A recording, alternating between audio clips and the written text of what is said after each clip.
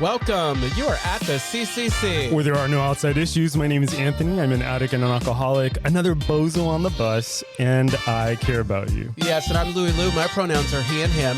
I'm in recovery for crystal meth and alcohol, and I am always in search of balance. Balance. Yes.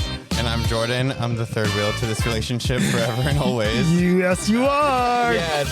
And each week we strive to foster a brave space where we can engage in conversation centered around topics of recovery. And our intention is to hold and inspire better spaces for more people in recovery by tackling issues sometimes used to separate us. Yes, but before we do that, please like, share, and comment on this episode. Like, share, subscribe, tell your friends about us. Absolutely. Send us messages Ding sometimes. that bell, yeah. Yeah. Send us an email. Some people have been sending Yeah, they have. messages. Yeah. Cute. We get these really sweet messages, really sweet emails. Another disclaimer: the thoughts and opinions expressed on the thoughts and opinions expressed on. Let's try again. Okay, I need people to know that I was having a chicken sandwich before we started, so my mouth Some isn't of like it's stuck in his mouth. so some of it's not warmed He up. just In coughed his up teeth, chicken. too. and the waffle. The thoughts and opinions expressed on At the CCC are alone. We do not represent anyone but ourselves. In other words, we're just a couple of friends behind a mic here to entertain you. And of course, everything we talk about is for general information purposes only. Only. So Jordan's with us today. I know. Hello. Jordan's our Graced third us wheel. He graced us with his presence. We are a throuple today. I know, exactly. Take your clothes off. Thank you. Put them back on. I know, exactly. Jordan's taking his coat off. I was like, I was kidding. I know. We're like sitting at a round table. This is pretty cool. Yeah, it is. It's very cool. How's everyone? I'm good. It's like, it's been a long week. Yeah, it's been a long week. Tell me What's more. made it long? Yeah. Just the week has been long. And this schizophrenic ass weather. Got it. Yeah. Oh my gosh. Okay, I kind of love the bipolar weather. Okay, can we not use mental health illness or mental illness to characterize the weather? How would you characterize it? It's very We can say it's erratic. We can erratic. say, but we're not going to use mental illness. I didn't say it was. I didn't say the did. C word. No, yeah, you said schizophrenic, and then he said bipolar. But I didn't say crazy ass or anything. No, those are serious illnesses, mental illnesses. Okay. I will fight Well, you both. Okay, Well, so I enjoyed the weather needs medication. How about that? Seriously. Oh my God. You need prayer and a nap. I do need a nap. Prayer and a nap. Jordan, what were you going to say? I enjoyed the weather. My week was great. Yeah. I did not enjoy the weather, and here's why. My allergies were so bad. Absolutely. That's what Is I'm that why saying. you're sniffling so much? I am still recovering. Yeah. I am still recovering. I probably I'm such a sound nerd. congested. When the weather changes, that's when my sinus it's like you can tell the weather by my sinus things. There's a really cool thing called Claritin, I think. Okay, how about yeah. you fucking kick I rocks? know, exactly. How about you Why kick don't a bunch of rocks? Test, Yeah. like volume and shit and stuff. Yeah, God. Yeah. Don't you have like a relationship to blow up? I'm gonna cut. I'm gonna cut your mic. I'm gonna cut you. Goodness. This is our first and last throuple ever. What was I gonna say? I don't remember. I don't know. You were saying something about How's your week? Oh, you didn't like the weather. Oh, the pollen. Yeah, so the pollen index was at moderate in Walnut Creek and in San Francisco. That's pretty nerdy for me to say, huh? It's pretty nerdy. But it was really, really bad. My eyes were watery. And on top of that, it makes you fatigued because like your entire body is like, it's responding. Yeah. absolutely. So I was like tired. I couldn't sleep. Then my cat wanted to put his ass in my face, and I was like, "We're not doing this right now." So do you do Sorry, that? I caught myself after I said it. Well, what I meant is that he's very fluffy. You can't get your cat started on Do we need to something call and then pull back. Oh my God. Oh, exactly. I know. Like, I wow. realized what I said after I said Does it. somebody Yeah. need a cat? We can. No. You should be careful. You should be careful. Come on, I'm quick. I'm always. Why do you have pink eye? I know exactly. Kitty pink eye is that a thing? I mean, yeah, fecal matter in Anthony's your got eye, I guess. feline AIDS. Oh my God. I have regular HIV. We're gonna get cut. We're gonna get shut down. Well, we're E for explicit. They're just not going to play us in like Baghdad. I know, like there was a chance. Yeah. You know, there's on Spotify, there's certain things that like can't get played in certain countries. Oh, okay. Yeah. 100%. It's like censorship. So, Jordan, what were you going to say something? No. God. Do we want to talk about the topic? I was going to Wow. get there. Wow. First day back. Yeah, it's like I'm all pushy. Yeah, always pushy. I'm driving you no more, Miss Daisy. Okay. So, I want folks to know that Jordan is the palest person at this table. Do you know what that word means? Pale? Oh, I heard pellis. Sorry. What is a pellis? No, Palest. palest. That came out of left field. Okay, what are you doing over there? You're looking through your pictures. I'm getting ready. Why do you getting ready for what? Well, because it's like I was waiting for you. I was gonna. Can we?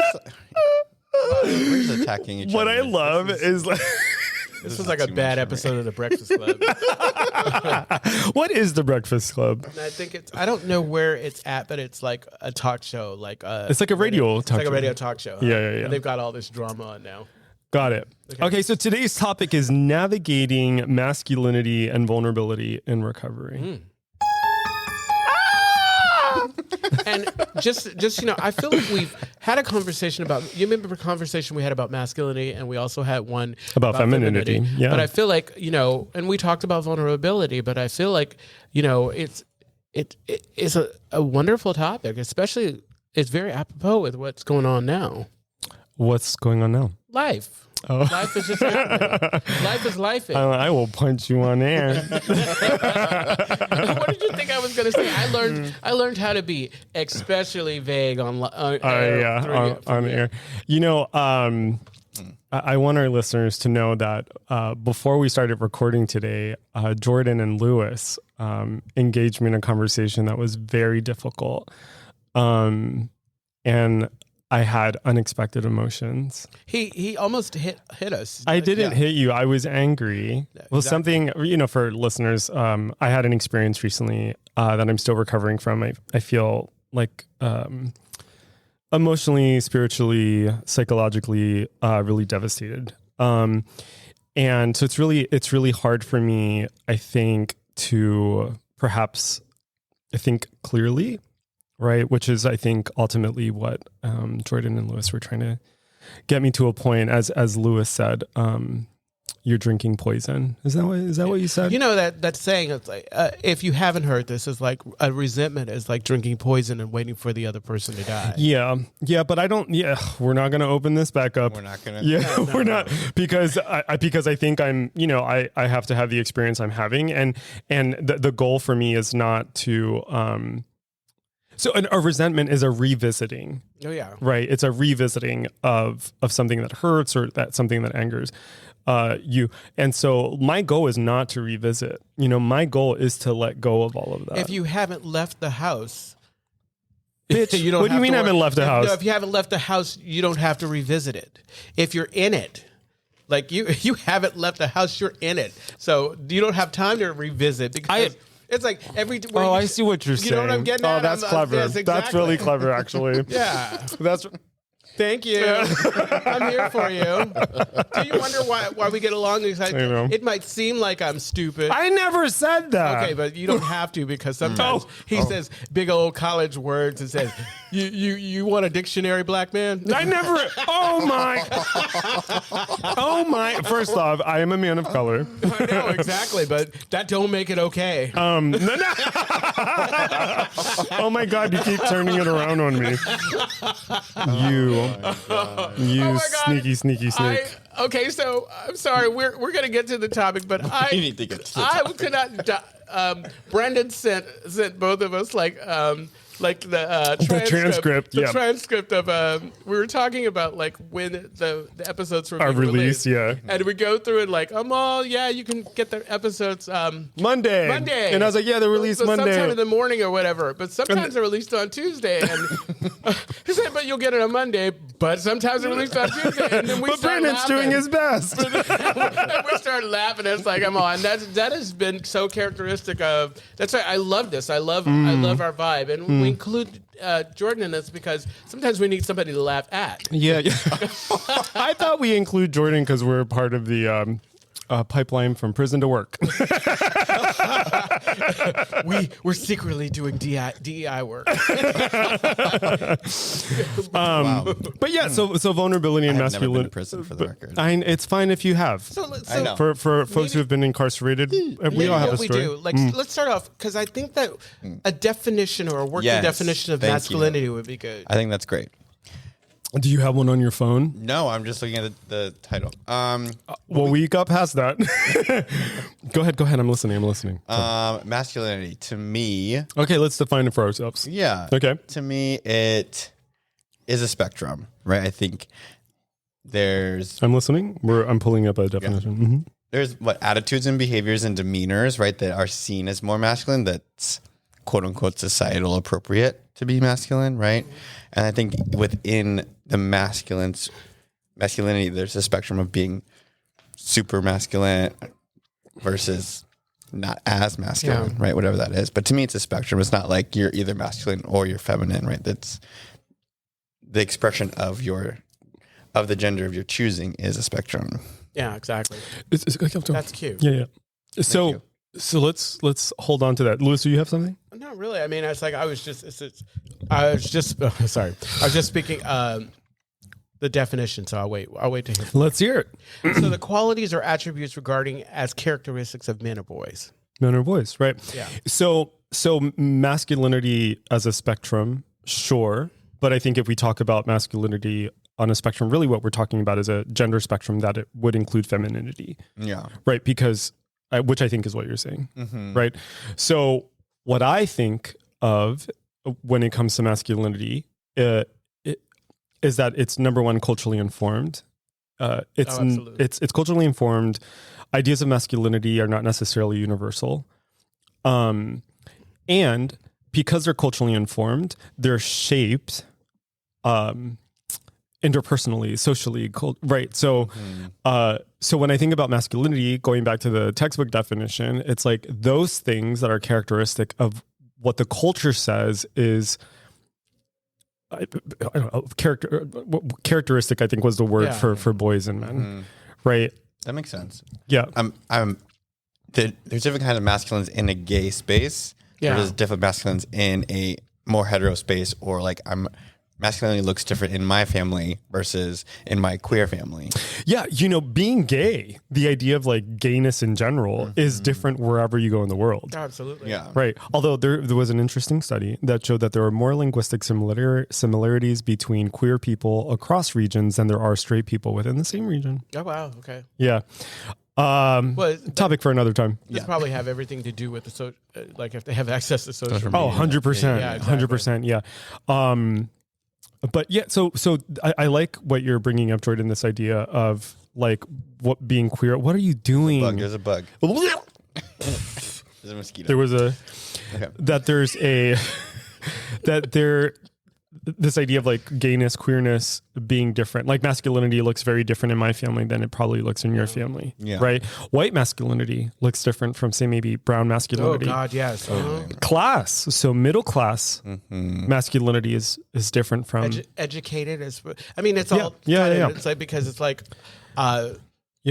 really important. It's like this attitude, like I have to every time I'm challenged, I have to do something about it. I mean, what I know now on this side of my understanding is like, sometimes I don't have to do a thing and I'm okay. And I don't need to worry about what you think. Right. Yeah. I feel like when we come to terms, and this is masculinity with regards to recovery and everything, when we come to terms to who we are and we start to accept ourselves and be our true selves, we slowly but surely decolonize our mind. We get away from all these other kind of ideas about what masculinity is. Because I think within the gay community, like in a healthy way, like for me, I understand masculinity. I always thought that, I heard somebody say, I always thought that it was, masculinity was more peacockish. It was more showy. Mm-hmm. It was more of that kind of performative type thing. And it wasn't what we think. Like, obviously say muscles and all. Yeah, no, it's more than. I think the reason why, especially in gay spaces, I think do you want to bite out of my sandwich? No. Jordan keeps looking at my sandwich. No, he said no eating. I know when I'm like, you can hear me smacking my lips a little bit. Oh, you want to hear something gross? So some episodes you can hear me going, yeah. I feel like I need to probably like moisturize the inside of my mouth more or something. So okay, wow. We were covering all sorts of topics. Listen, let's go back to masculinity. Thank you. Okay. I think the reason masculinity to me, a conversation about masculinity to me is analogous to a conversation about resources. Anything that has to do with power, because masculinity has cultural capital, especially among gay men. Oh, absolutely. Oh yeah. Which is an extension of misogyny and sexism. Oh God, it's like, wow. Right? Uh-huh. No, totally. Yeah. No, but it's true. It's like I sigh because it's true. It's like, come on. Yeah. I mean, this is our problem. I think this is really our problem. It's like the fact that it has all this capital and we have a knucklehead and sorry, I'm not even going to go there. But in a recovery space, right, I think it's interesting when I go into a meeting that's not titled queer or gay, right? And you make it really gay. Because I walk in. But like... You walk in and your butthole's whistling. What's that? Stop talking about your cat. Anyways. Go ahead.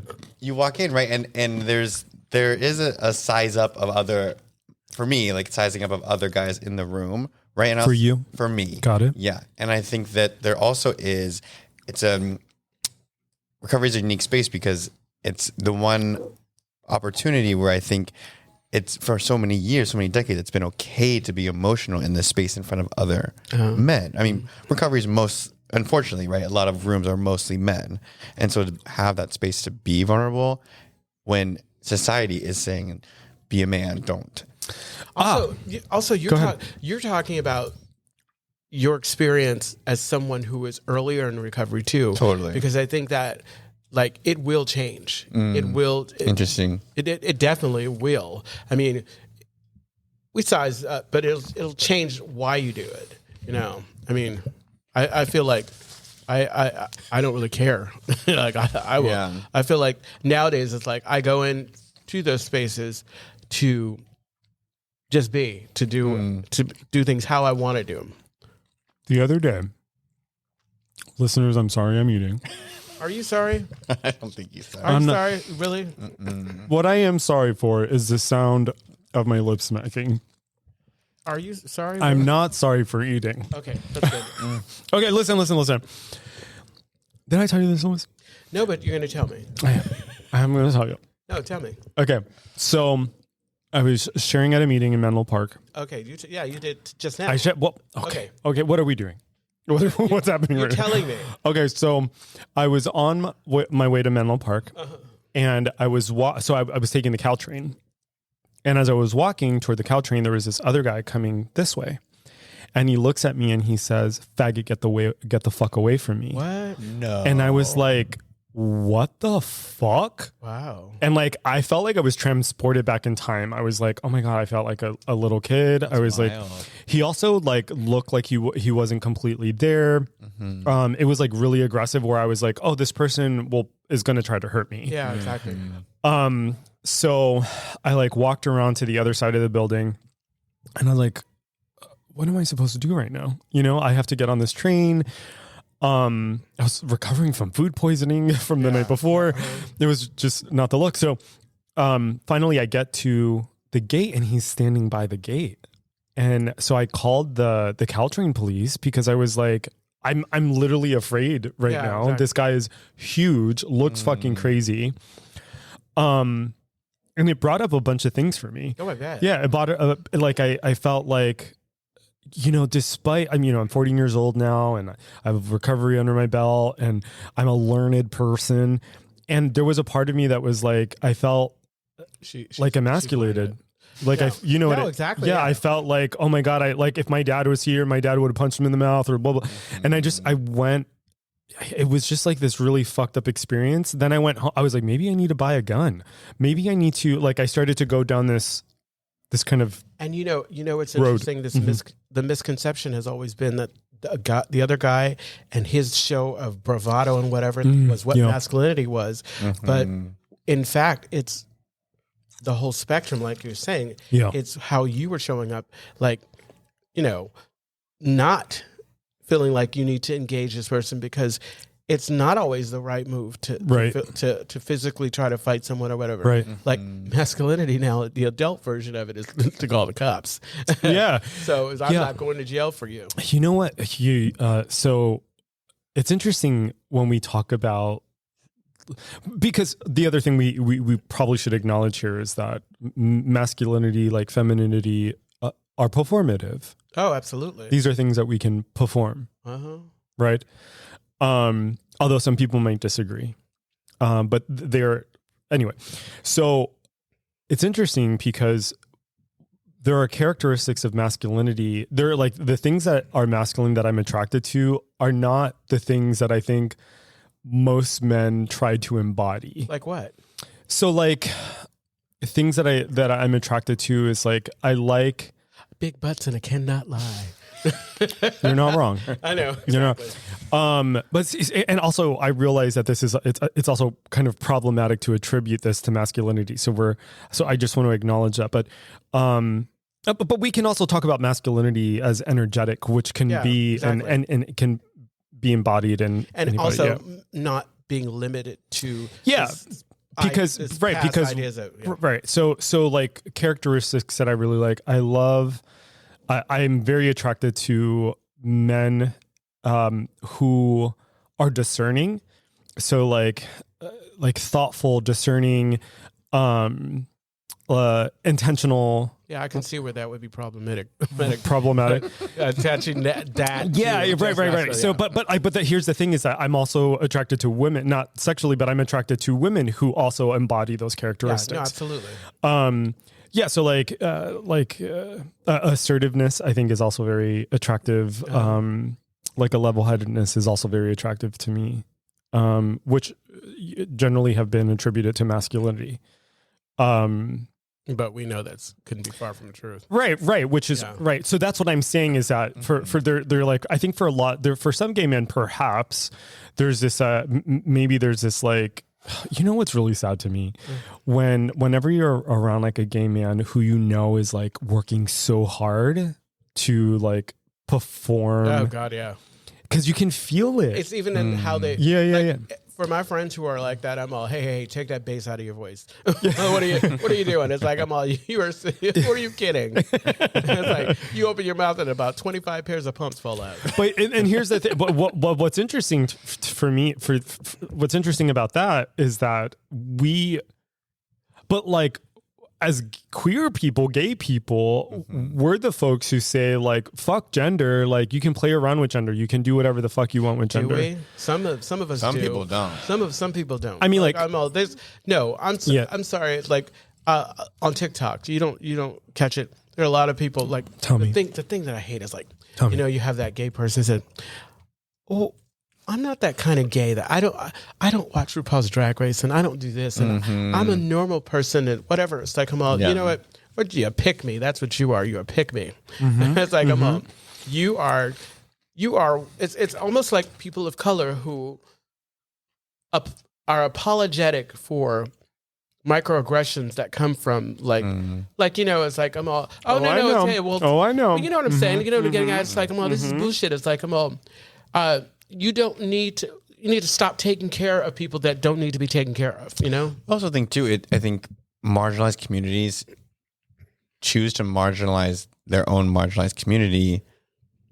I think because that's social norm is to categorize folks, right? And so to say, oh, you're a femme gay, I'm a masculine gay, like to delineate or to categorize it. And it's such a fucking losing battle because 100%. In some spaces, I'm the nelliest, sissiest person in the world to some people, right? Like if I go back to the projects, like if I don't behave that way. Yeah, exactly. And so because I use full sentences, how dare you? Do you know what I mean? No, I know exactly what you're saying. Where it's like it's immediately translated as like feminine, gay, et cetera, et cetera, et cetera. Yeah.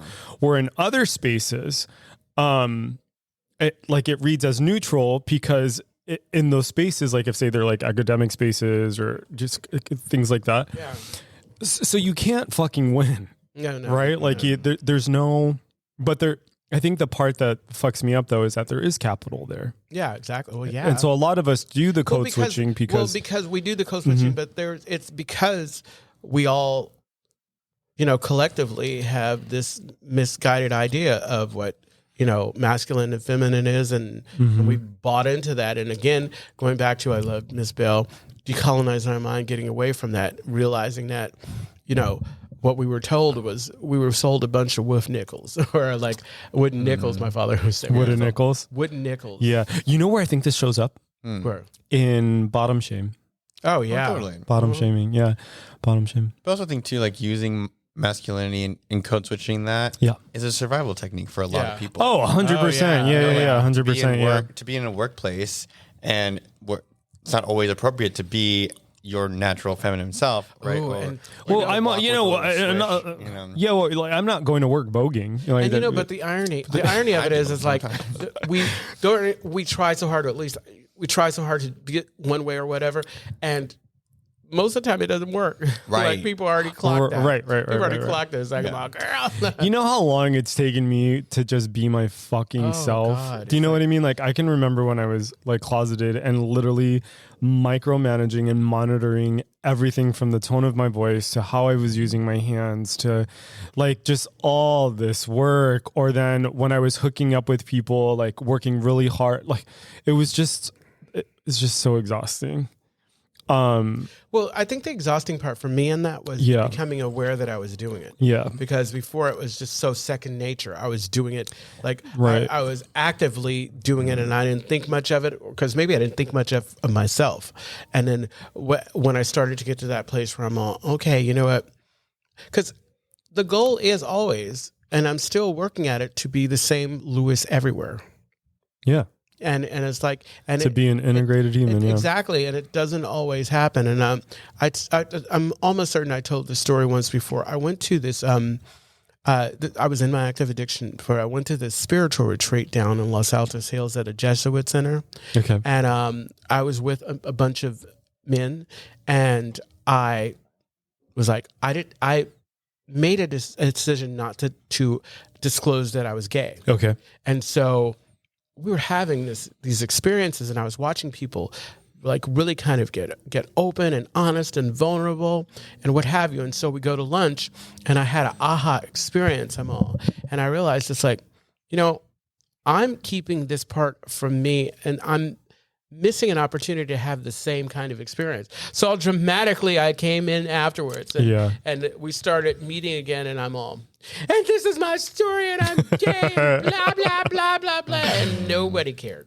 Yeah. And that's not always the case. I mean, it's like that was a perfect scenario because I was worried that it would really affect how community. But I think also we're pretty fortunate because we are in it. Mm-hmm. Like normally it's like the straight people that pop into our neighborhood, they're the minority in this, and so we don't have to kind of play their game because I get to choose where I go. Yeah, like I don't have to have to hang out in North Beach or any of the areas, and I don't go to clubs where it's in the Velvet Rage, Alan Downs talks about obviously shame, but he also kind of lands on like authenticity. And I think that I feel like with respect to gender and gender performance, there seems to be a movement where people are moving closer to like fuck the gender, like who am I, like what is originating from me and how am I showing up, right? And the introduction, for example, of the idea of the sigma, the idea of the sigma, for folks listening, if you aren't familiar. So, for a really long time, you would hear things about like the alpha male, right? And the alpha. And so the sigma is a person who stands independent of that, but is equally quote unquote powerful. But their power is derived from their authenticity and, they're showing up in ways that feel right for them. We like that. Yeah.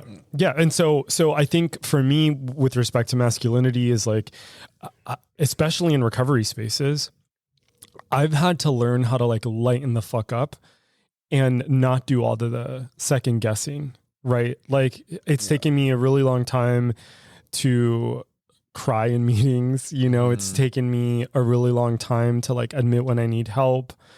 And these are all things that I didn't do because I was taught, guys don't do that. Yeah. I can remember when I was a kid and I was told like boys don't cry. Mm-hmm. Yeah. Yeah. I mean, what I'm hearing from both of you is that I need to remind myself what the goal is of the space I'm in, right? Especially in sober spaces, my goal is to be sober, right? My qualifying reason for being here is because I don't want to drink or use today. And everything else falls second to that, exactly, right? Yeah. And I think so when I'm caught up in my head of like, oh, how am I sitting? Where am I standing? Right? Whatever. And what's the irony is most of the time people don't give a shit. Right. And if they do, whatever. And like I like to say, and I like to tell my sponsors and other people, you think people judge you? Okay, yeah, they are. So what? It's like if we can just be like, okay, it's happening. I need to get over it. I need to work on. Yeah. I hear you guys. Yeah. That's what I always say. Yeah. Yeah.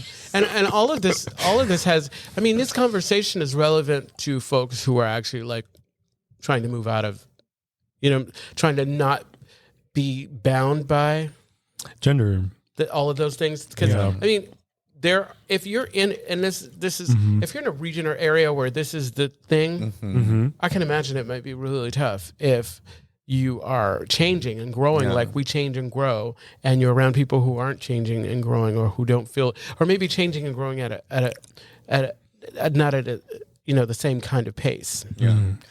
Because change is inevitable. Right. Also, I think for folks in our community right here, that go to a different meeting, right? See what it is like in other spaces, and I know I've learned something by being in a different meeting that's not with the same folks I'm here, not with people who are like-minded, right? Just you're gonna get different nuggets. I don't do this, but there's something to be said about like that experience I had going into a straight meeting and realizing, because it's like it opens your eyes to maybe I'm not healing in the way that I thought I was. Maybe what's happening is I am in such a safe place that I can be myself, and the challenge is can I show up this authentically in any space? Yeah. And I've seen it where I've shared at other meetings outside. And this is something that happens as a black man. As a black man who I had always been accused growing up. It's like, oh, you're trying to sound white and this and that and whatever and all that good. And so I found myself being terrified of not my family, but being around people that I didn't know, because that was the place where I was constantly on guard. Like sometimes I would the best thing to do is to stay quiet, because then they won't notice me. They won't notice me. And if they don't notice me, then they don't pick on me. And like what I'm realizing now is like, I have been able to kind of more actively be my authentic self. And mainly because I don't know. I have confidence in a different way. And I think it has everything to do with being fucking old, and I don't care. I don't care the same way. I'm not, I'm not driven by the same kind of motive. I don't have the same motivators. Yeah. Yeah. Thank you for bringing that up, because I was thinking about, oh my God, Louis. So the kind of constantly adjusting based on the situation you're in, and letting that kind of like fall away, right, in order to like just be able to breathe. I think part for me, what's that's come from like just embracing that I'm a fucking awkward person sometimes, you know, that like sometimes I'm going to say, right. So just kind of like embracing what feels clumsy, right? Exactly. Yeah, just embracing what feels clumsy. And I love this about recovery, because when you start doing step work, for example, especially when you're doing steps 4 and 5 and 6, which for folks listening, you take a fearless moral inventory of yourself. You're looking at kind of the patterns in your behavior that haven't served you. And then, you know, you kind of turn those things over so that you can live a different life. So in doing that, I found that there's like this kind of loosening up that happens where I, for example, may not be so preoccupied with like, how do I sound to people? Right. And yeah. So, this is the podcast has been very helpful for that too, because there was a time where I just did not like hearing my voice played back, because I'm oh my God, I sound really gay. Where I sound really this around. I don't like my voice or whatever. I don't like my voice. And now it's like, you know, whatever. I think actually the truth of it is I really like my voice. It's like, it's very soothing. It makes people feel comfortable. It's like, I'm all like, I see you. I always see you over there. It's like, it's okay. What, Jordan? What? Yeah, I'm giving What's Jordan over there? Jordan just got that look. It's like, I like to fuck with him. Like, Jordan's like, I have nothing to say. No, I was going to say your voice isn't for you. What do you mean? Like, to hear your voice, it's not for you to hear. It's for other people to hear. Yeah, this is true. I have what? No, it's like, honestly, I have some days because I live by myself where I don't talk for like hours and hours. I wake up and I'm just like, because you're mad at yourself? No, I don't talk. No, I don't talk. there's no need. Why? Yeah. Oh, I mean, who are you going to talk to? I'm having a conversation in my head. It's like, I know what my voice sounds like there. Who am I talk to? Sometimes I talk to myself. So it's like, I'm using up words, you know, I don't need to. That's really nice. Running out of words. I'm running out of words. Running out of words. I used up all my words today. I can't talk no more. Yeah. Let's start telling. So go ahead. We should start when you don't want to. When you don't fuck with someone, it's like, I'm all, you know what? Used up all my words. Can't talk to you. Yeah. I was thinking about, so part of like the vulnerability and masculinity. So I was thinking about how for a lot of people who get sober, sex becomes difficult for them. Right. Either because they used substances to have sex or be intimate or whatever. And for example, I had a newcomer say to me, Anthony, how should I behave if I want to attract bottoms? And I said, you behave however the fuck you want to behave. Like, there's nothing. I was like, why don't you just be yourself? Or just, if you're, this is San Francisco, just stand anywhere. They will come to you. It's like magnets. There's so many. Right. And whatever. But the point is, attract bottoms. No, but the point is, he's going to say, thanks a lot, Anthony, for sharing this on. Yeah. But and the other part of that too is like, oh, well, does a person have to behave differently in order to attract tops, right? Or whatever, right? And I think that when I bring all of this shit up to there's a femme top movement on TikTok. Some guys are like, we need to normalize being femme tops or whatever and all that good stuff. Can I tell you? I don't bottom very often. When I was in Mississippi, I bottomed for this femme top because I was like, I need to try this at least once in my life. And it was amazing. but like, jokes aside, I share that because I was like, I blew through like my own hang up. Yeah, exactly. One, like, I was trying to open up to bottoming because there was like, I had some shame around like bottoming. So I would only top. And then I didn't want, if I was going to bottom, I didn't want to bottom for a guy that was femme. And so I was like, fuck it. Like, what would it look like to like get out of this, you know? And what was wild about it was like, I ended up having this like experience that I couldn't have prepared for. And I was sober. Did you fall in love and change your, no, I ended up, but when I was living in Mississippi, remember I had like a boyfriend when I was out there. Yeah. But this was a different guy. But he wasn't even a boyfriend. He was just like my Mississippi. He was your Mississippi. Goddamn. My Mississippi. A beautiful guy. I love that. I love it. But the point is recovery, sex, and all the, right.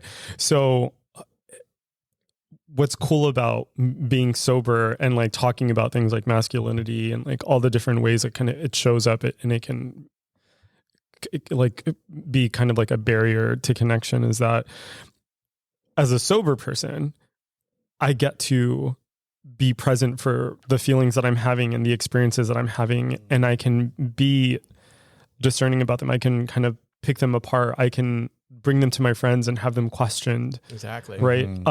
And that to me is like that's the shit that makes life so juicy. Yeah, no, exactly. Yeah. Yeah. What were you going to say, Jordan? Yeah. I mean, looking at our title again, but vulnerability in recovery, right? Which I think. That's what I'm talking about. Yeah. I guess being newer in recovery, being vulnerable, let alone dealing with my own masculinity BS, but like just trying to be vulnerable and sharing. Yeah. I don't do it. I do it very rarely. I think I've shared. Oh, say more about that. I think I've shared in a group setting like 5 times. Say why. Part of it is I feel like I need to say something productive or something of profound. Value. Yeah. Like I don't want to be like, here's my woe of the day. Like that's what a therapist for is, in my opinion. Right. And I guess,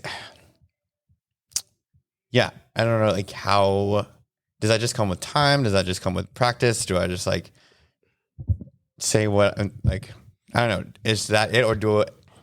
My sponsor has said like the other way to do that instead of sharing in a big group is to find somebody in the rooms with you and pull them aside and get coffee and be vulnerable with that one-on-one. Yeah. But like, is there a right way to do it? Is there? I don't think there's a right or wrong way to do it. I think that my sponsor always says everybody has 3 minutes. Mm-hmm. Whatever you decide to share in that 3 minutes, that's it.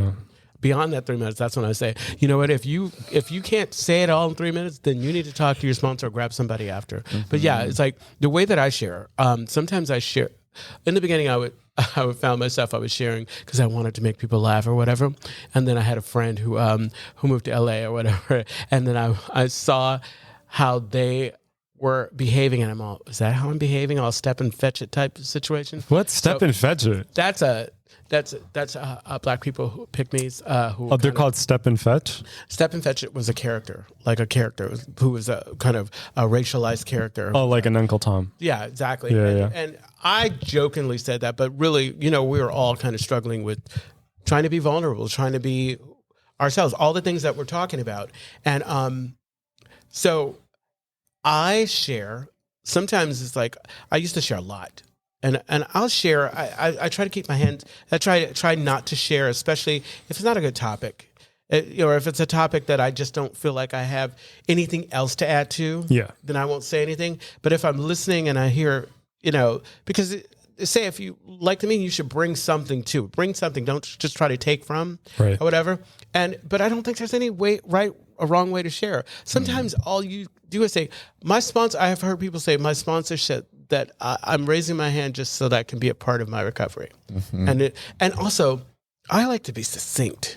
Like, I think that if you can say what you need to say without rambling, because sometimes I hear it, and again, I have to work on that because they get to do that. That's their 3 minutes, as long as it's not three minutes and a second. No, but and really, again, I think it has everything to do. Like what's going on here. I don't know what that person is experiencing. Maybe that's their beginning of vulnerability. So it's like, if you just need to share whatever, even at the woe with me, because you don't know who is going to benefit from it. You absolutely don't. We don't get to decide. Mm-hmm. That's like when you're sharing your story you don't know, so just do it. Yeah, you never know who needs to hear what and it's not just what you have to say. It's also you showing up to the meeting, how you say it, We only reach the people that we're supposed to reach. That's why we have all of these different versions of sponsorship. Yeah, like what works for some people. Like I didn't need a helicopter sponsor. I didn't need Alan. I didn't need a sponsor that was going to be all in my stuff. I need somebody who's going to be tough. But you also need people who are going to be gentle. So it's like. There's so many different ways to show up. Yeah, there are so many different ways to show up, and I think that This is going back. This is more than vulnerability. I feel like, hold on. I feel like we should run it out and then divide it into 2 shows. Yeah. Let's just run it.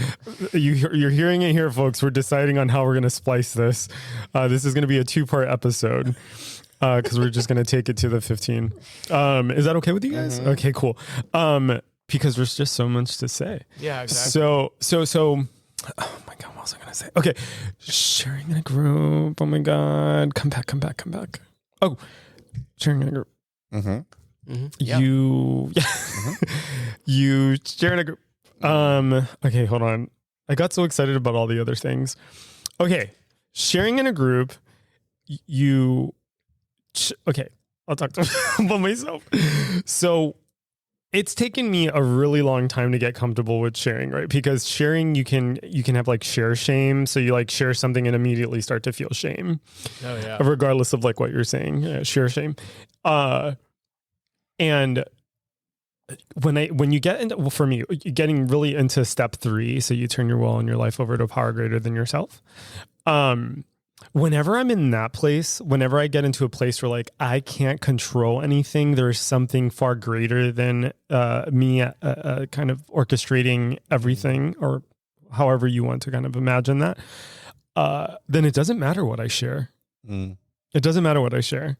It doesn't matter what I do, right? Like if my goal is to act, to be in God's will, to do God's will, then that's what my focus is on.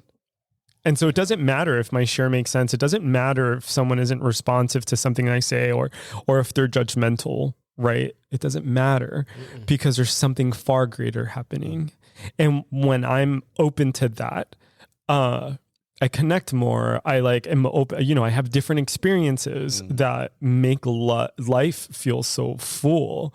But it does take this, I don't want to say a leap of faith because that's actually borrowed from like philosophical text, but you have to. There's just something. I know you both know what I'm talking about. Like there's this thing that you get to like taste and have access to, and you like absolutely. Like you were sharing the story about when you went to a bathhouse and you were naked, right? Do you remember this? Yeah. It's just like that, and you were talking about like being on the other side of that, and it was like absolutely. Jordan, I wish I can get to that point in any kind of meeting, but I think I'm able to be at that headspace when it's one of those meetings where you're forced to share, like something like Godbox where you get your name pulled, or like I was at a meeting and they did popsicle sticks and everybody shared what it was. Oh, that's so cool. Stick. Yeah. It's like when I'm forced is not the right word, but like when I'm told that, hey, you're going to share regardless, and I'm on the spot like that, then I am better able to be authentically myself. Whereas like if I'm sitting in a meeting, like what am I going to say? And I'm like running over like how I'm going to say it, what I'm going to say. I think then I psych myself out. I'm like, I'm just not going to share. Yeah. It's just another thing to let go. And now that I'm thinking about like masculinity and recovery again, masculinity, I think a person can be imprisoned by the ideas of masculinity. Oh, absolutely. Like you can suffocate yourself. I think the other thing I want to acknowledge here too is that, we kind of like jumped into this, and I think it's so much more nuanced, right? I think part of that, I think I'm having a little bit of share shame because I was like, there's so much nuance here. We need to be careful about, kind of like marginalizing groups, like I'm thinking about the things that I attribute to masculinity. Yeah. And at the same time, I'm also thinking about like a lot of the things that we talked about in our like an old episode where we talked about like divine masculinity and all of those kind of things. I don't know. It's like I like the idea that we're having the conversation, and I understand the whole share shame thing, but like there's something so freeing the more that I do it, and the more that I realize that whatever, people are going to feel what they're going to feel. People are going to feel what they're going to feel. They're going to see it. They're going to receive it. And usually it's more me. I'm concerned about what people think than what they actually think. We also don't know. Oh, yes. We also don't know, like, going back to what Jordan was saying, we also don't know what people are responding to. Oh, absolutely. Right. We don't know. I feel like I'm in this like really hippy dippy high space right now because I'm like, guys, you need to get into it. You know, like it's. I love. You know what I love? Yeah. I think. I feel so just like stoned. meetings are important. I think what really helps us to practice in early recovery, what really helps us to practice, like we have the country club and we have moments where we're sitting around and we're having conversation. And I love that, you know, when you're surrounding yourself with people who kind of moving in the same direction, whatever pace they're moving in, and who aren't afraid to have conversations about recovery, about vulnerability, about things of that nature. It's like, it is such a gift. And it's like the more times that we do it, like, and if it's that you need to start with a smaller group, that's one thing. I think that everything that we do in communicating and connection or whatever is helping us to get better in all of those areas. Like, And time is in this case, time and an active participation in this is how you get better, and you will be. Yeah. Are we wrapping up? Yeah, soon? I think we are wrapping up. Do you have any final thoughts, Jordan? Final thoughts. I think that we need to normalize vulnerability and normal everyday conversation. Right. I think it's okay to have your vulnerable moment. And I think also it also takes time for me to be sympathetic, empathetic to somebody who is vulnerable all the time. I think that's the hard. But we normalize discernment. Right. Because it's like, I think that, like I always say, it's like, I think that there are some people that I do need to have my guard up a little. Yeah. Where vulnerability in this sense or giving them more of me might not be, you know what I'm getting at? Yeah, trying to find a safe place or safe person. Yeah, because it's like and it's not me running from my willingness to open up. It's me knowing, maybe this person's not ready to receive it. And if they're not ready to receive it, then it's my responsibility to make sure that I hold on to it till such a time when they might be able to. Yeah, managing people, your expectations and other people's expectations. Absolutely, because it's you love to talk about managing expectations. 100%, because you love it. Tell me why, and we can wrap this up. Yeah. Tell me why, and then we can wrap this up. Well, similarly how we define masculinity, right? If we don't have the same base level of knowledge or the same idea of what the purpose is, then we could be going in 20 different directions and never get anywhere. Yeah. Right. So if you're able to manage my expectations and I'm able to manage yours, then at least we know where we're at, and maybe we can find something productive or some common ground or whatever that may be. Right. But if I don't know what you're thinking, I don't know where you're at, I can't help or not, whatever. You know. That makes sense. Yeah, I think it makes sense. There's this. I think it's called Law and Punishment. It was written by Michel Foucault. Misha. Michel Foucault. Where he talks about, I'm like exhausted with myself already. Queer. He was a queer. Queer for folks listening. Michel Foucault. He like taught at Berkeley. He was French. He was like the original academic leather daddy. Like he was really into like BDSM and stuff like that. He was really, really rad. And he was doing all of that in spaces where like during a time where it was just like unheard of, for someone of his stature. But he talked about how like laws, for example, are designed. We attempt to design laws based on science, right? We try to use the scientific method in law, right? And so that's why, like, if this happens, right? But what he argues is that law doesn't function like science because science is malleable and things are constantly changing in science, where law doesn't do that. So when you say, for example, that we should manage expectations, to me, like I always wonder, like, well, but expectations change, and what does it mean to manage expectations, and who gets to determine how those things are managed? Right. So I'm curious if you have an answer to that. Well, I think because things are changing, I need to re-manage expectations all the time, right? Because tomorrow's a new day. Yesterday was a different day, right? You're coming as a different person. Yeah. And we're having coffee, whatever it means, right? So those need to change all the time, right? And if I don't know where you're at, then I don't know where the change happens. Yeah. Right. And I think how you manage those things, I think, is a one-on-one individual basis. Yeah. Right? Well, but in recovery spaces, I've heard like expectations breed resentments. Is that the phrase? Mm-hmm. Oh, I don't know. Maybe that's a topic for another time. Yeah. I feel like we are. I don't know if we're like loopy or all over the place, or for sure this is we definitely have gone. Yeah, we're like milking too much. It's like it's become too much. No worries. Well, let's wrap it up. Well, yeah. We're gonna find our script, Jordan. So sing a little song while we look for our script. Sing a little song. Ooh. Can you sing? Do you have any hidden talents? Any hidden talents? None that I want to give away right now. Oh, you're a silly goose. So the Castro Country Club is a safe and sober community center for all people and a refuge for the LGBTQ recovery community. We provide programs and services that help change lives by supporting personal growth. Our vision is to reduce the suffering of addiction by connecting people to community, opportunity, and support. You can find more information, including all the ways to contact us, at www.castrocountryclub.org/podcast. Yes, and catch new episodes every Monday, usually before noon. Sometimes on Tuesday. Sometimes on Tuesday. Yeah. And also, listen, message us if you have like also topic ideas. If you a lot of people have contact us for different things. And if you're in San Francisco, if you come to the Country Club, I wanted to mention this. It's like they're starting a group for the AIDS Walk, and you can stop by the cafe and find out and participate if you want to join the AIDS Walk team.